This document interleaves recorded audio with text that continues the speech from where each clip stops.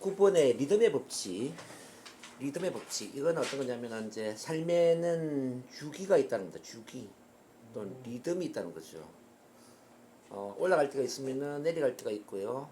충분히 내려가면 또 올라간다라는 거죠.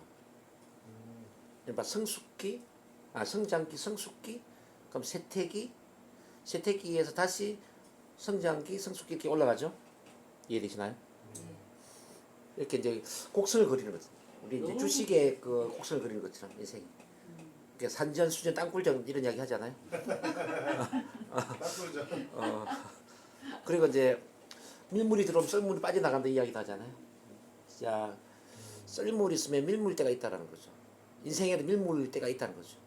뭐 돈도 막 빠져나가는 시기지만 돈이 들어오는 밀물처럼 이렇게 돈이 모여드는 시기도 있다는 거죠. 또는 이제 어떤 사계절처럼 인생에도 이제 봄, 여름, 가을, 겨울과 같은 주기가 있다는 거예요.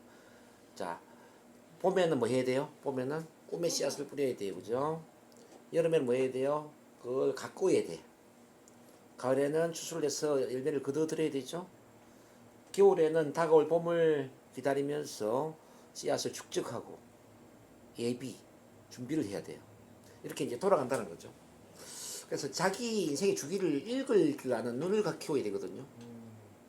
지금 내 인생이 어떤 주기에 와 있는가? 뭐 예를 들어서 이제 성장기, 성숙기, 세태기 뭐 이런 걸 본다면 내가 지금 세태기에 들어와 있는가? 아니면 충분히 밑바닥으로 내려가서 이제 올라가는 성장기에 와 있는가? 아니면 곧 성숙기로 가는가? 인생이 지금 어디에 와 있냐 이거죠. 자, 이 인생의 주기를 알면은 우리가 조급해 할 이유가 있을까요, 없을까요? 없어요. 왜냐하면은 언젠가는 올라갈 거니까. 그 밑바닥이 꼭 나쁜 건 아니다는 거죠. 밑바닥은 충분히 내려갔으니까 올라갈 일만 남아 있다는 거잖아요. 근데 밑바닥에서 그걸 깨닫지 못한다면은 내 인생은 밑바닥에만 있을 것인가? 언제까지 내가 밑바닥 생활을 해야 되지? 이렇게 절망에 빠질 수가 있잖아요. 근데 충분히 내려가면 분명히 올라가거든요. 올라갈 걸 우리가 믿어야지. 자, 겨울도 마찬가지예요. 인생의 겨울에 와 있다 그러면 영원한 겨울은 없다 이 말이에요. 영원한. 그렇지 않습니까? 영원한 겨울은 없어요. 이제 겨울이 지나면 봄이 반드시 오는데, 근데 봄이 올 걸 우리가 믿지 못하고 이 겨울이 언제 끝나지? 추워 죽겠는데. 그러면 이제 절망에 빠진 거예요. 이제 절망에 빠진 사람들의 공통점은 이른바 인생의 주기를 모르기 때문이다. 주기를 알면 절망에 빠질 이유가 없죠. 제가 이제 그래서 이런 비유를 해요. 호수물에 빠질 수가 있잖아요. 빠질 때는 아예 밑바닥까지 내려가야 된다는 거예요.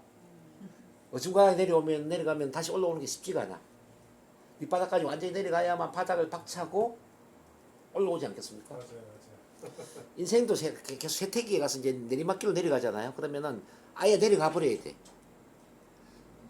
자, 내려가고 있는데 그거 다시 올라가려고 하면은 쉬워요, 어려워요? 너무 어렵죠.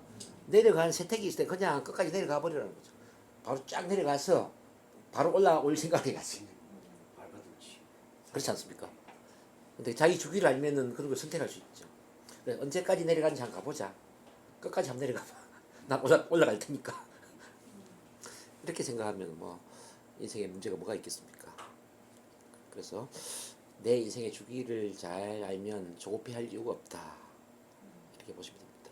인생에 영원한 겨울은 없다라는 것, 영원한 세태기가 없다는 것, 영원한 밑바닥도 없다라는 것을 아시면은 우리는 항상 꿈과 희망을 가질 수가 있습니다. 자, 거기까지 정리할게요.